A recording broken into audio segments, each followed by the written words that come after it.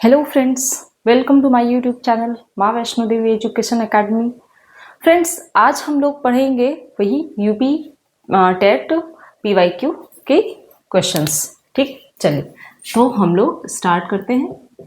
UP TET PYQs. आज थोड़े से डिफरेंट टाइप के क्वेश्चंस रहेंगे, लेकिन रहेंगे वो पीवाईक्यूज ही। ठीक है, चलिए देखते हैं हम लोग।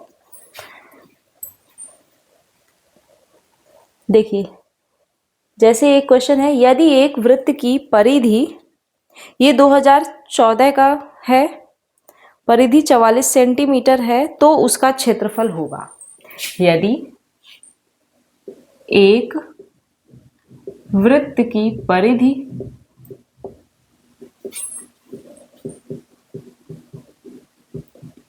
44 सेंटीमीटर है तो उस वृत्त का क्षेत्रफल बताइए।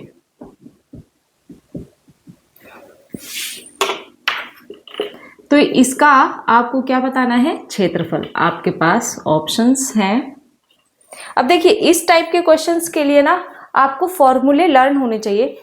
लाइक परिधि क्या होती है, सरकमफ्रेंस ऑफ सर्कल क्या होता है, तो वृत्त की परिधि बराबर होता है 2 पाई r। परिधि क्या होता है? बाहरी माप। कोई भी 2D स्ट्रक्चर है उसका जो बाहरी बाउंड्री ये कह सकते हो, उसका मेजरमेंट क्या होता है? परिमाप या परिधि। ठीक है, वही वृत्त का क्षेत्रफल क्या होता है?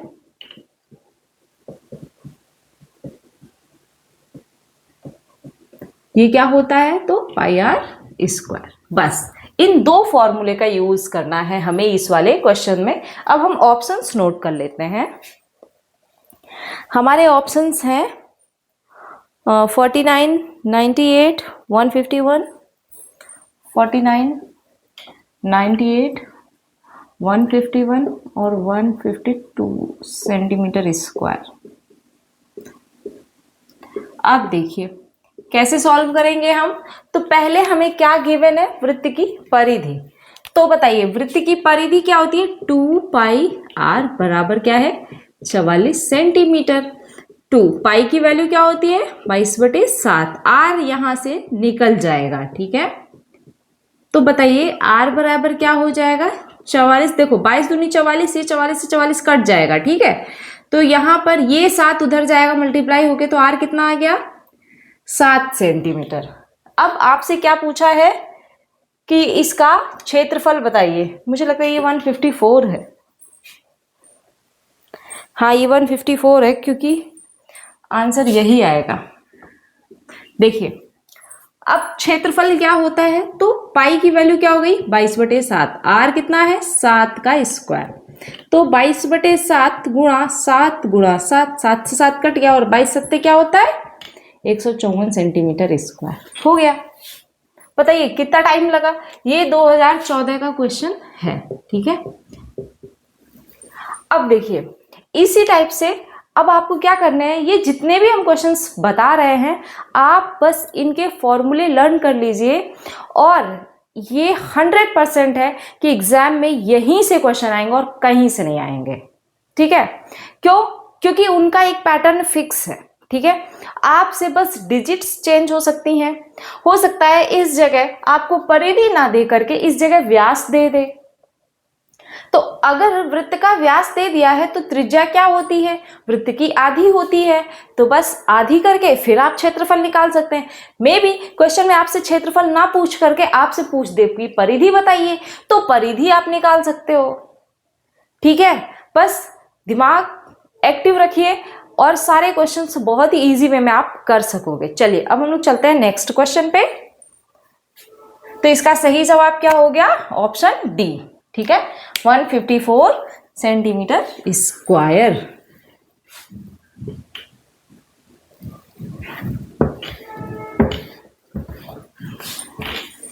ये क्वेश्चंस आपको बताने बहुत जरूरी थे, क्योंकि ये इस टाइप के क्वेश्चंस जरूर आएंगे। कहीं स्क्वायर वर्ग आ जाएगा, आयत आ जाएगा। ठीक है, तो वो क्वेश्चंस आपको आने ही चाहिए। अब जैसे ये एक हो गया, इसी पर बेस्ड एक और क्वेश्चन था। हाँ, अब देखिए ठीक इसी पर बेस्ड और सेम ईयर में क्वेश्चन आया है। अब देखिए क्वेश्चन देखिए क्या है, कह रहा है ई एफ एक वृत्त की जीवा है। ई एफ एक वृत्त की जीवा है।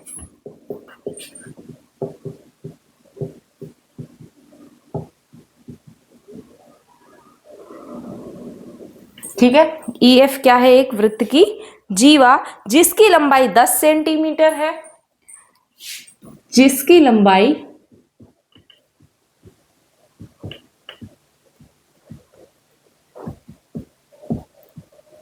10 सेंटीमीटर है और क्या कह रहा है, यदि वृत्त की त्रिज्या 13 सेंटीमीटर हो, यदि वृत्त की त्रिज्या 13 सेंटीमीटर हो तो क्या है, केंद्र से जीवा पर डाले गए लंब की लंबाई है। तो केंद्र से जीवा पर डाले गए लंब की लंबाई बतानी है।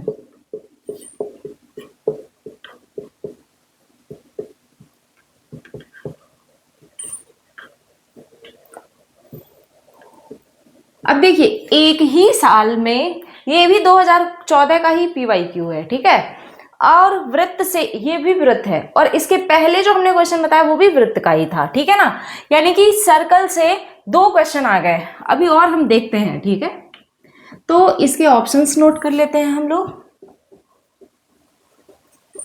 ऑप्शंस क्या है हमारे, 5, 7, 8 और 12।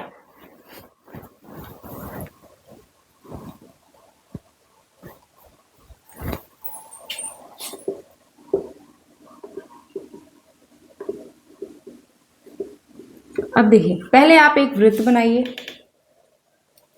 बन गया एक वृत्त, ये हो गया इसका केंद्र O। क्या बोल रहा है, ई एफ एक वृत्त की जीवा है, तो जीवा की लंबाई क्या है, ये हो गई ई एफ, ये जीवा हो गई और ये पूरी लंबाई इसकी क्या है, 10 सेंटीमीटर। फिर क्या कह रहा है, यदि वृत्त की त्रिज्या 13 सेंटीमीटर हो, तो त्रिज्या क्या होगी, ये यही तो होगी एक, ये हो गई आपकी 13 सेंटीमीटर। आप चाहो तो इसे भी मिला लो, ये भी हो जाएगी आपकी 13 सेंटीमीटर, क्योंकि ये भी एक त्रिज्या है। अब पूछा क्या है आपसे, तो केंद्र से जीवा पर डाले गए लंब की लंबाई, केंद्र से जीवा पर लंब डालना पड़ेगा, ये आपसे पूछा है, इसकी लंबाई बताइए। ठीक है, तो अब आप बताइए कि इसके लिए आप क्या करेंगे। इसके लिए हमें क्या करना होगा कि अब देखिए ये जो 10 है ना, ये आधा आधा बांटता है, तो ये 5 सेंटीमीटर हो गया, ये भी 5 सेंटीमीटर हो गया। अब आपसे ये वाली लंबाई निकालना है, तो आप पाइथागोरस थ्योरम यूज कर सकते हो। पाइथागोरस थ्योरम क्या होता है, आप यहां से आपसे आधार निकालना है, तो पाइथागोरस थ्योरम में कर्ण का वर्ग बराबर लंब का वर्ग प्लस आधार का वर्ग। ठीक है, इंग्लिश वालों के लिए हाइपोटेनस का square is equal to perpendicular square plus base square. ठीक है, आपसे पूछा क्या है, ये परपेंडिकुलर पूछ रहा है ना, लंब इधर ले आइए, तो लंब स्क्वायर बराबर क्या हो जाएगा, कर्ण स्क्वायर माइनस आधार स्क्वायर। ठीक है, लंब बराबर क्या आएगा, अंडर रूट कर्ण कितना है, यानी कि ये हाइपोटेनस यही है ना, 13 का वर्ग माइनस आधार कितना है, 5 का वर्ग। 13 का वर्ग कितना होता है, 169 और 5 का वर्ग 25, बच क्या गया 144, तो आंसर कितना आ गया 12। ये सारा सेंटीमीटर में है। ठीक है बेटा, तो लंब यानी कि O और यहाँ पर M मान लो इसको। ठीक है, तो OM कितना आ गया 12 सेंटीमीटर। बताइए, आसान सा सवाल है ना। सिर्फ यहाँ पर हमें पाइथागोरस थ्योरम यूज करनी है और कुछ नहीं करना था। ठीक है, हो गया क्वेश्चन। तो इसका सही जवाब क्या हो गया? 12 सेंटीमीटर। आई होप समझ में आया होगा आप सभी को। चलिए अब हम लोग चलते हैं नेक्स्ट टाइप में। ठीक है,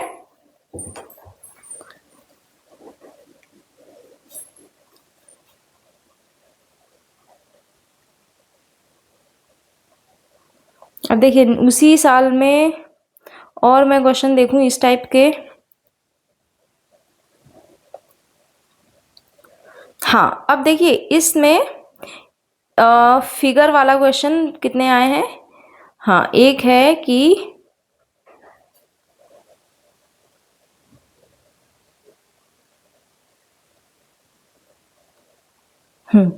ये देख लेते हैं हम लोग। किसी घनाभ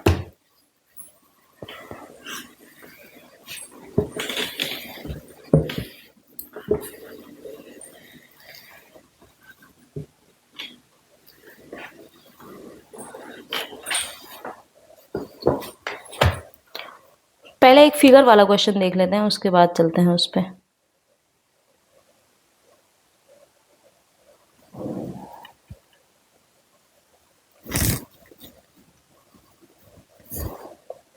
हाँ, कह रहा है एक फिगर दिया हुआ है BEF।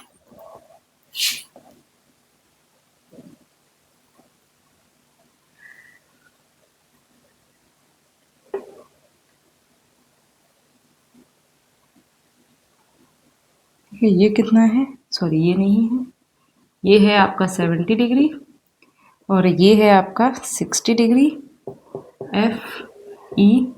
FECA और B। ऑप्शंस ABCD क्या है? 40, 50, 60, 70। एंगल B जो है यहाँ पर चित्र में दिया हुआ है 70 डिग्री। ठीक है, C 60 डिग्री और कह रहा है जो E है वो BC का मध्य बिंदु है। E BC का मध्य बिंदु है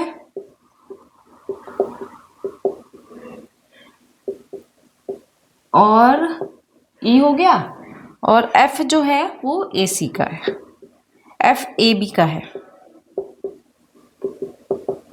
पूछा है आपसे FEB का आपसे मान पूछा है, ये वाला पूछा है। ये बताइए इसकी वैल्यू क्या होगी, हमसे ये पूछा है। देखिए यहां पर आपसे पहले ही क्लियर बता दिया है, जो E है वो इस BC का मध्य बिंदु है और F जो है वो AB का मध्य बिंदु है। ठीक है, चलिए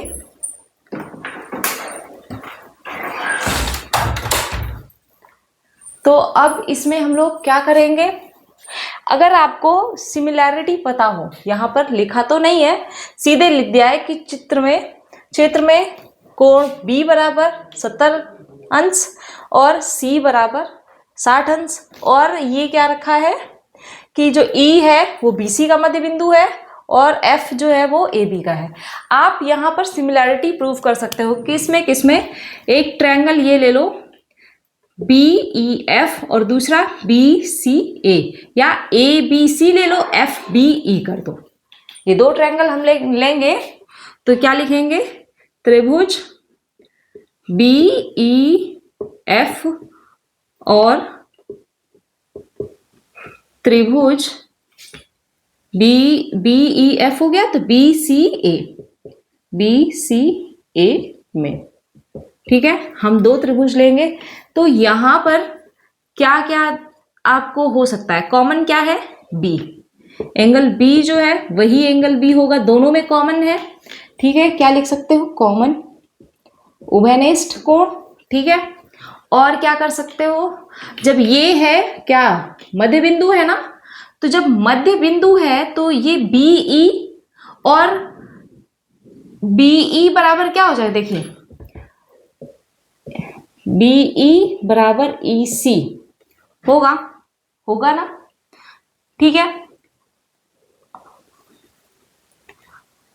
अब देखिए यहाँ पर आपके पास ये पूरा एंगल है, तो बी ई, हाँ इस बी ई के प्लेस पे आप क्या लिख सकते हो, बी सी माइनस ई सी कर सकते हो ना, बी सी माइनस ई सी। ओवरऑल कुछ नहीं, ये सब आपको नहीं प्रूफ करना है, आप समझ जाओगे, सीधे सिमिलैरिटी लगा दोगे और आप ये प्रूफ कर दोगे कि जो ई एफ है वो ए सी के पैरेलल है। जब आप ये प्रूफ कर लोगे तो ये इनके अल्टरनेट एंगल्स, इंटीरियर एंगल्स हो गए ये, तो इंटीरियर एंगल्स भी क्या होंगे, इक्वल होंगे। तो उस बिहाफ पे जो एंगल सी ई होगा वही एंगल सी 60 होगा, यानी कि सी होगा, और ठीक वैसे ही जो ये एंगल होगा वही एंगल ये होगा। बस ऐसे, अब वहां तो आप एग्जाम में तो प्रूफ करने बैठोगे नहीं, सिर्फ आपको एक आइडिया होना चाहिए, तो इस तरीके से आप ये क्या लगा दो, ये डायरेक्ट 60 डिग्री आ जाएगा, बस और कुछ नहीं सोचना है यहां पर आपको। ठीक है, चलें अब नेक्स्ट क्वेश्चन की तरफ।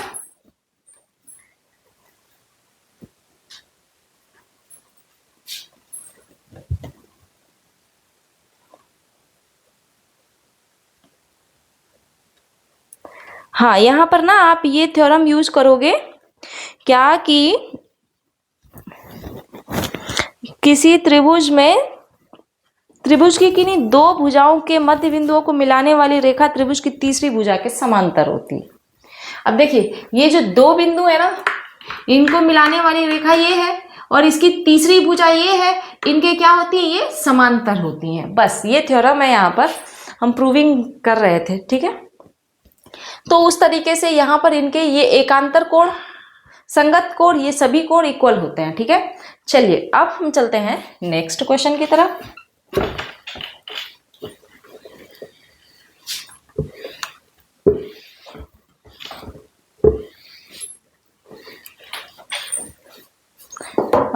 हमारा नेक्स्ट क्वेश्चन है,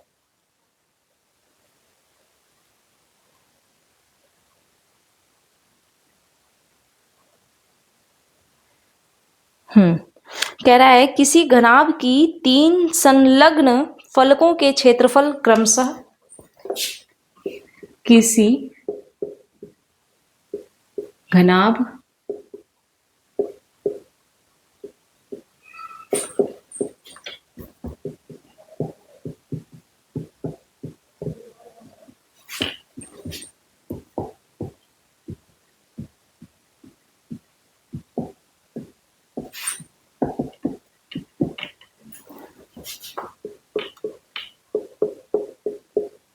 सी सेंटीमीटर स्क्वायर है। ठीक है, मीटर स्क्वायर है, सॉरी, इसका आयतन होगा,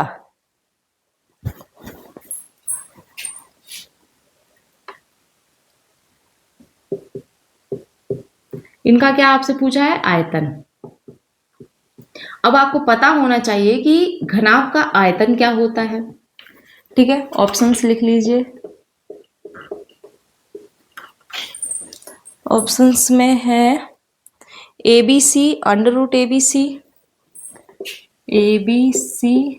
मीटर, एक है under root a b c metre, एक है 3 root a b c metre, और एक है under root a square plus b square plus c square metre.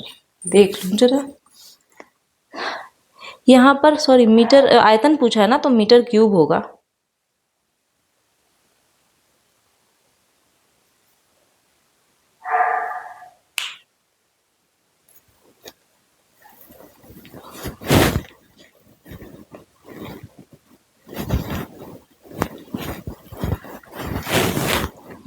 चलिए अब हम लोग करते हैं इसे सॉल्व।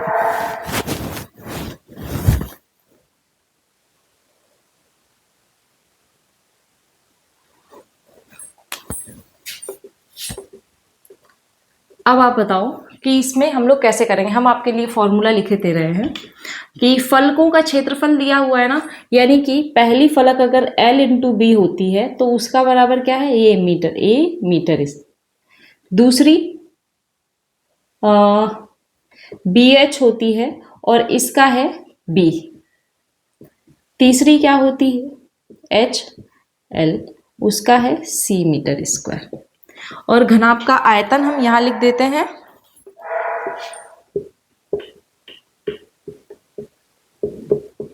भाई घनाभ में क्या क्या चीजें होती हैं? 3 चीजें होती है ना, एल बी एच, यानी कि लंबाई गुणा चौड़ाई गुणा ऊंचाई। तो इसका आयतन क्या होता है?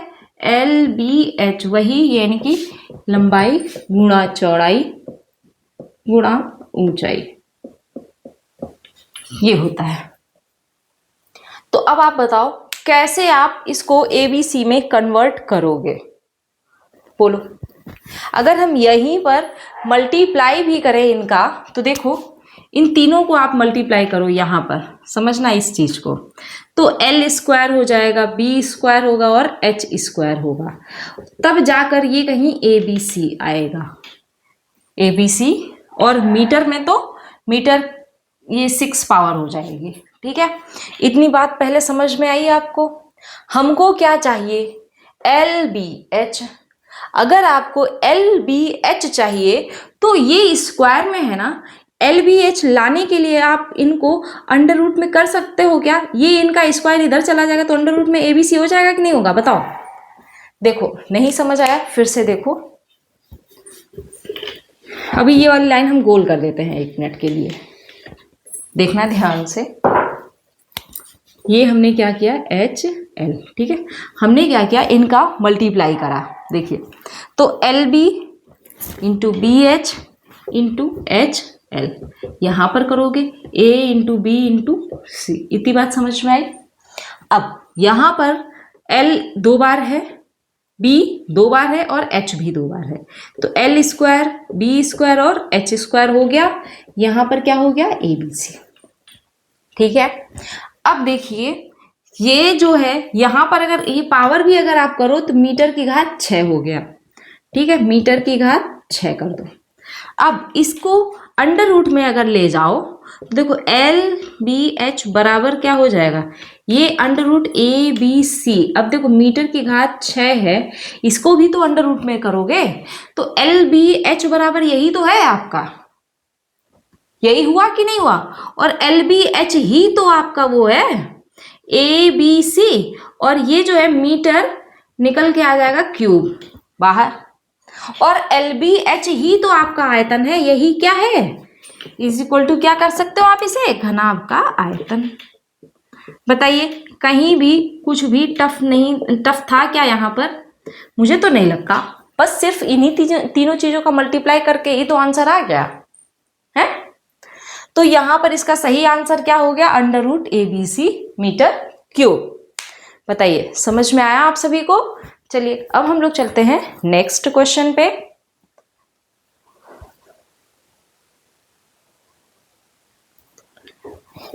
और एक आध देख लेते हैं फिगर इगर वाले क्वेश्चन।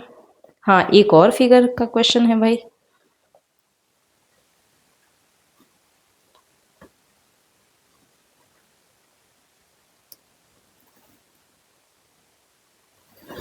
देखिए ये भी अच्छा सा क्वेश्चन है। यहाँ पर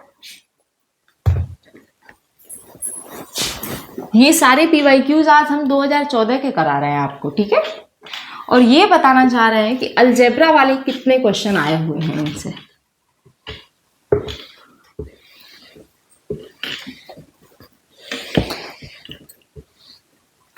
यानी कि आपको दोनों पार्ट बहुत ही अच्छे से पढ़ने होंगे, ठीक है। अब देखिए फिगर आप पहले देखिए।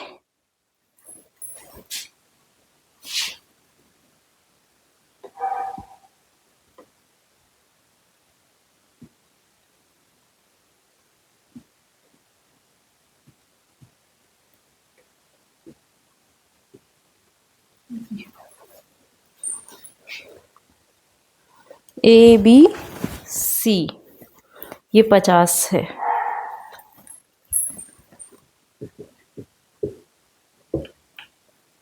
आपसे ना यहाँ पर X Y का मान बताना है,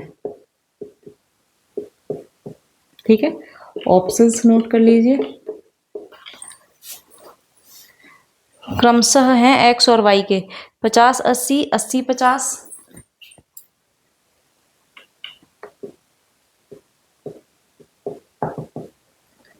50 डिग्री, 80 डिग्री, फिर 80 डिग्री, 50 डिग्री, और इसके बाद है 70, 50, 40, 80, 70 अंश, 50 अंश, फिर 40 अंश और 50 अंश।